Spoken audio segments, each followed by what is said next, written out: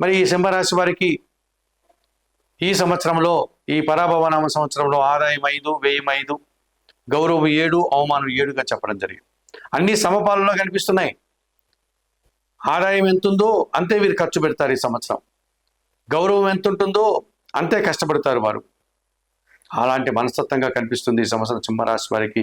మిశ్రమ ఫలితాలు వస్తున్నాయి.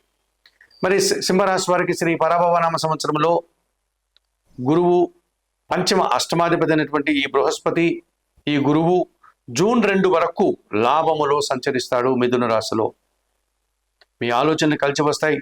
సంతానం విషయంలో శుభవార్తలు అందుకుంటారు. ఆత్మీయులతో కలిసి ఆనందంగా కాలం గడుపుతారు. అనుకోకుండా నూతన అవకాశాలు, విద్యార్థులకు మంచి ఫలితాలు వచ్చేటువంటి పరిస్థితి, సమాజంలో గౌరవ మర్యాదలు అందుకుంటారు. మరి జూన్ 2వ తారీఖు తర్వాత సింహరాశి వారికి వ్యయములోనికి గురువు వస్తున్నాడు కనుక ఆలోచనలు కలిసి రాదు. జూన్ 2 తర్వాత గురుబలం కోల్పోతారు మీరు.